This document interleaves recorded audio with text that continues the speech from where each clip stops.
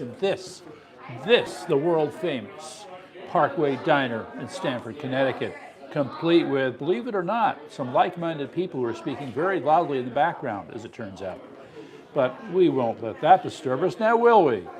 Okay, so where do I start? Okay, first of all, Yankee T News. Go to our YouTube channel, youtube.com/@YankeeTNews, and subscribe, hit the like button, burn them up, baby. Share.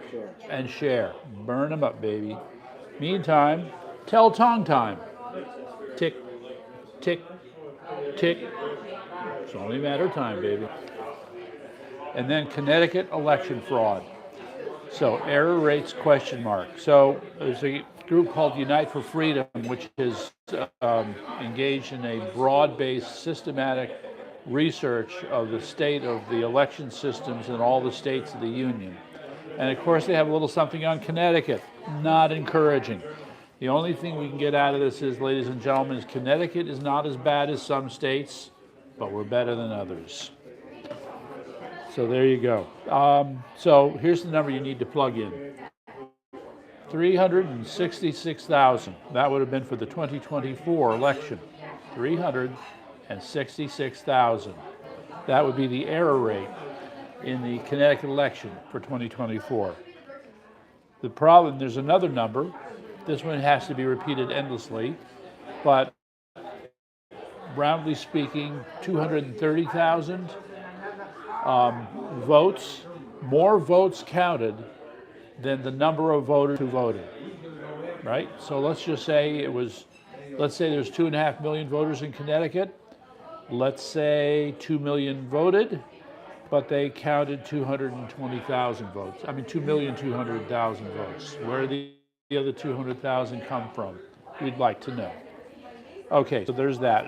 And so the problem is I couldn't help myself. 2 op-eds, but I will be very brief.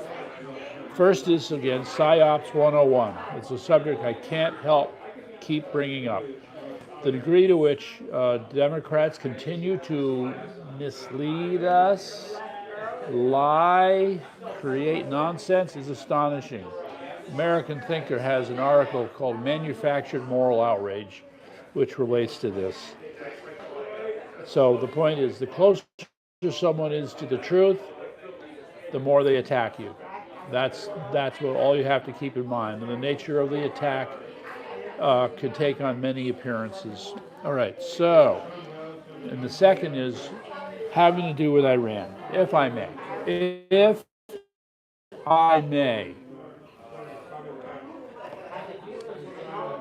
There was a little discussion on the C-band award with a gentleman named Mr. Rickards, who's considered a smart strategic thinker who teaches at the War College in Newport, Rhode Island. And he broke down the problem with Iran into 3 parts. We can surrender, we have a stalemate, or we can escalate. And of course, he didn't like any of the 3, but the problem is that he and Steve Bannon keep looking at that surrender option, and they're trying to figure out how they can get away with doing that. There's one problem, ladies and gentlemen. What has President Trump been saying over and over and over again? Iran will never have a nuclear weapon. So how do you surrender? How do you come up with a deal where you walk away without having absolutely ensured that there will be no nuclear program in Iran? How? So I respect them, but on this they're not thinking clearly. Okay, so the title is When the Off-Ramp is a Dead End. And if you're going to pursue the surrender option and you're looking for your off-ramp, that off-ramp will turn into a dead end, which means you're just going to have to go back. Okay, and so, as we know, just to mention it, there have been more attacks in Iran. So basically we're back to the kind of condition that we had in March and April in Iran. It hasn't quite escalated to that point yet, but it's a little bit different now. I think I think the U.S. Navy feels more comfortable actually stationing itself all throughout the Strait of Hormuz and into the Persian Gulf in order to protect shipping. This will be interesting. All right, so that's that for now. So also, I just want to mention one of the things attacks that were launched against Iran were not American attacks, and they were not Israeli attacks. But they're not saying who. The people who did it are not taking any credit.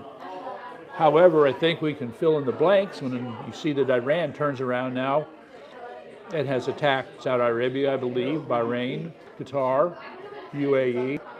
They've even attacked Oman.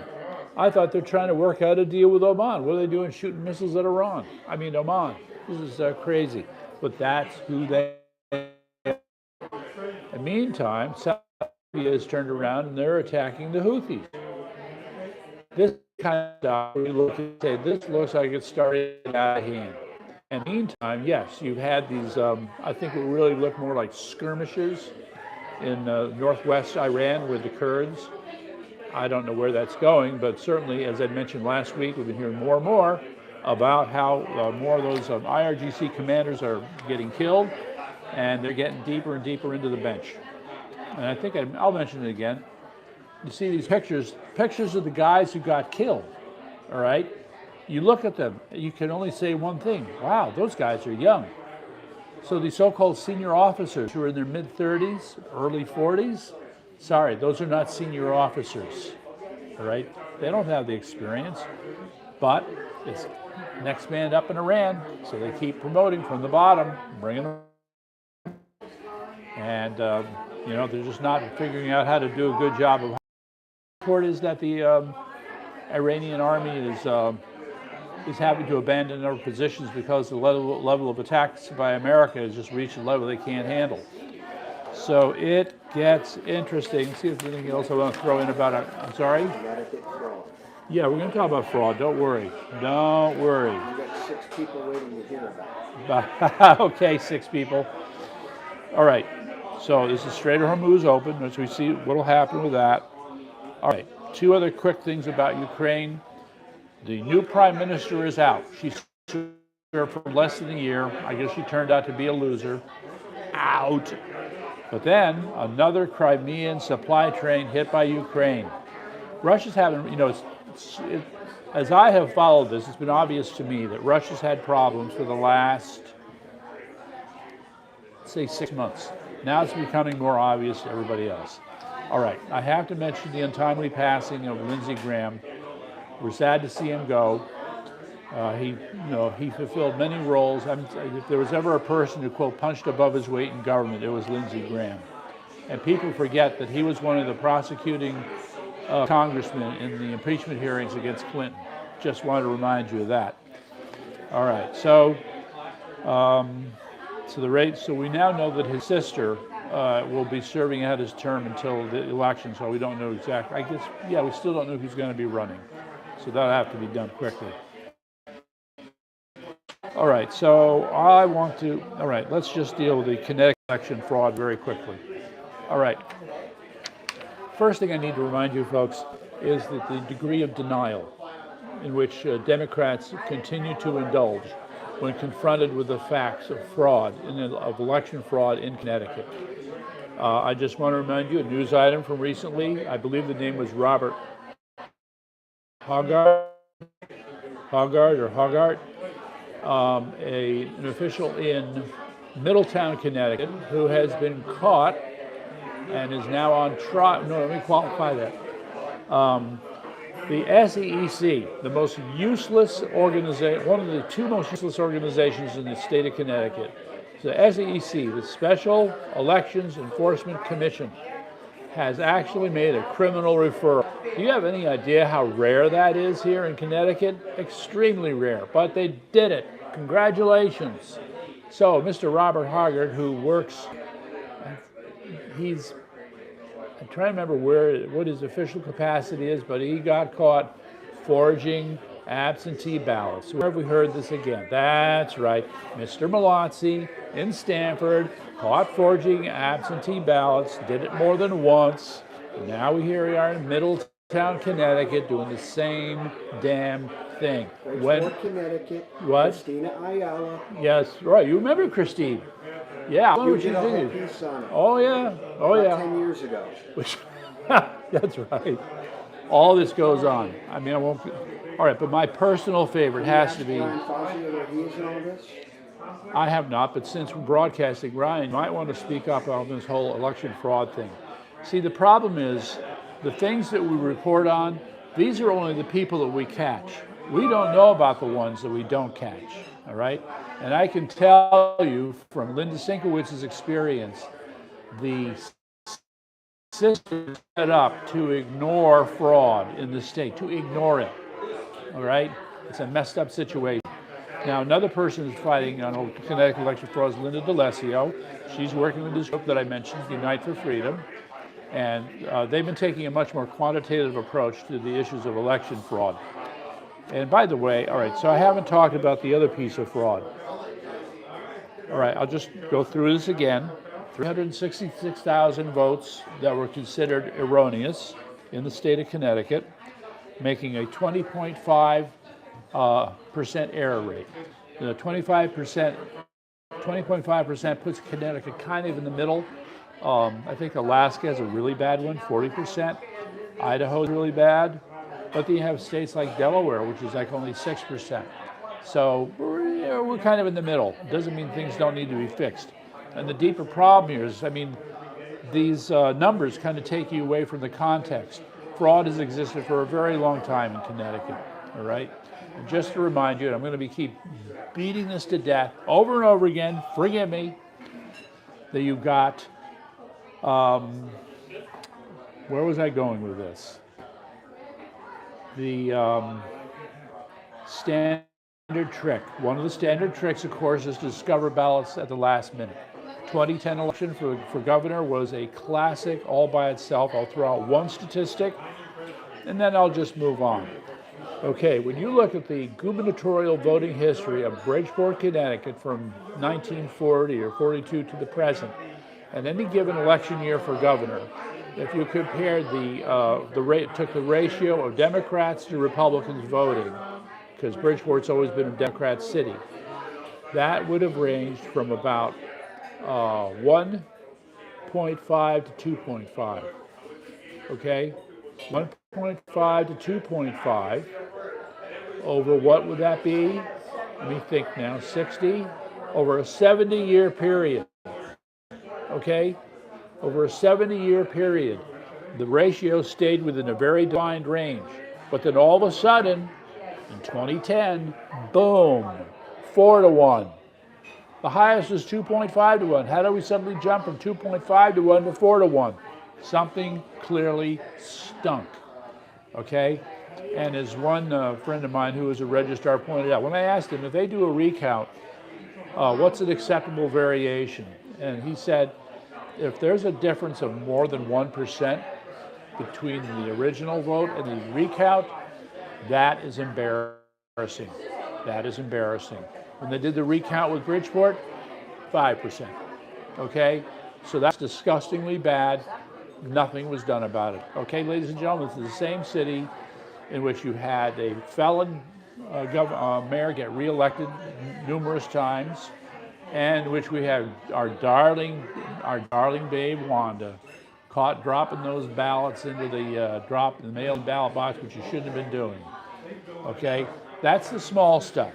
That is the small stuff, and it goes on.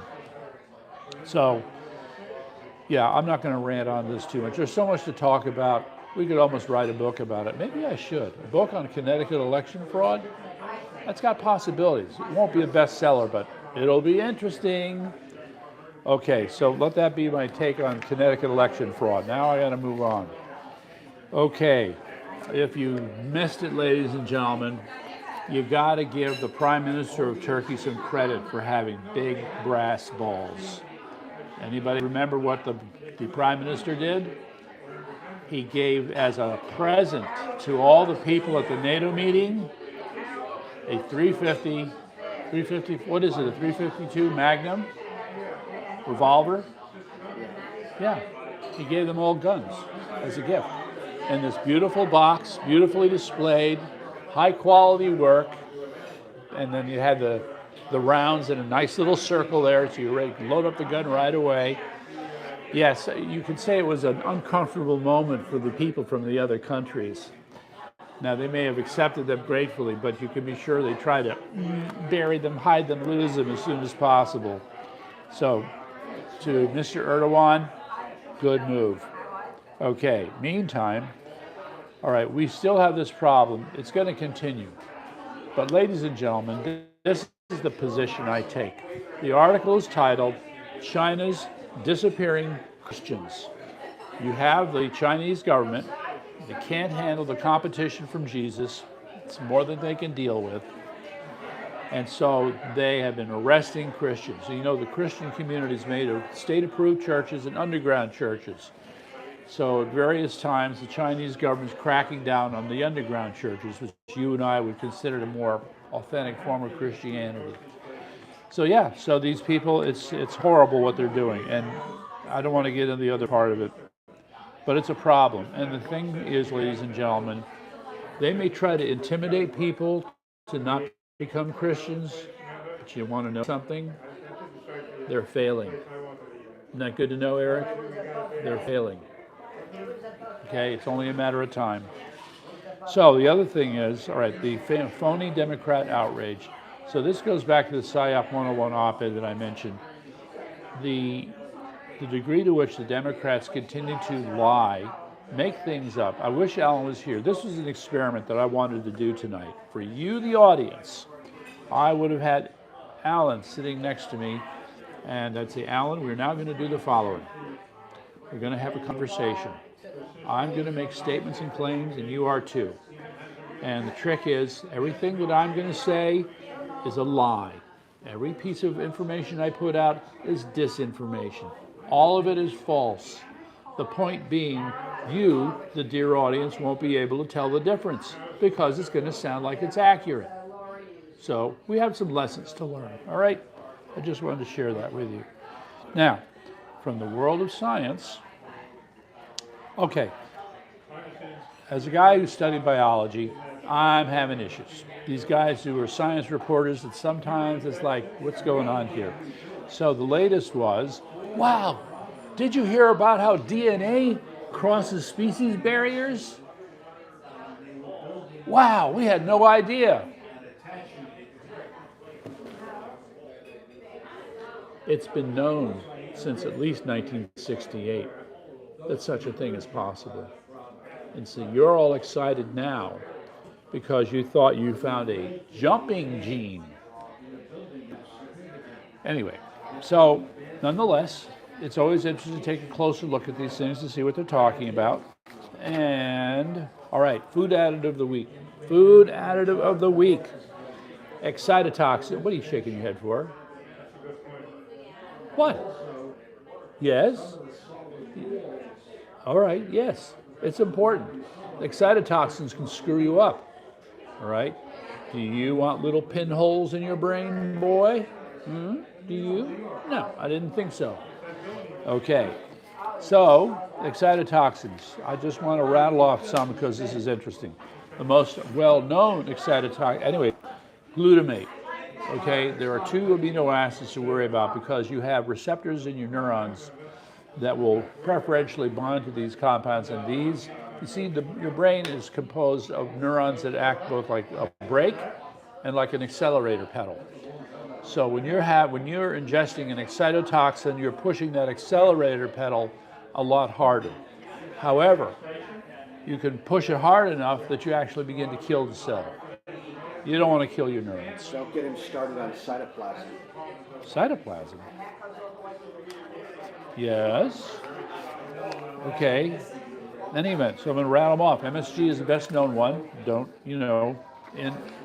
But the one that we don't follow is aspartate. Okay? Better known as aspartame. It's an artificial sweetener. It's in a lot of gums and candies and things. Not good for you. All right, people will say, oh no, we demonstrated safety, but you could have damage that's done to your brain that's like sub-threshold. You can't tell that the damage has been done, but the stage is set for future problems. So that's where aspartame comes in. Domoic acid, that's a new one. Shellfish, watch out with shellfish. The cysteine, casein is a surprise. So apparently 20% of casein is glutamic acid. monosodium glutamate. And yeah, so if you're taking too much in the way of dairies, this can overstimulate some of the neurons in your brain and cause all kinds of problems in the future. Just wanted to worry, so to tell you about that. Okay, now just to mention, for anybody who's following what happened in Britain, this elderly woman was murdered. Widdicombe, I think was her name, 73, 79. So the news flash is that they may have found the suspect, but I think there was a report he was released. So I just had to share that with you. And this thing about the Democrat Socialists of America is, for all appearances, it looked like it's becoming a serious problem. Democrats have screwed themselves by allowing themselves to make common cause with these guys. And we already have a bunch of videos out. The Democrat Socialists say, we're no friend of the Democrats. We don't like them. We're going to get rid of them. Oh, that's right. Isn't the idea is they're going to shoot them first because the Democrats basically functioned as useful idiots for the communists? Yeah, there you go. That works for me. Yeah, you dummies.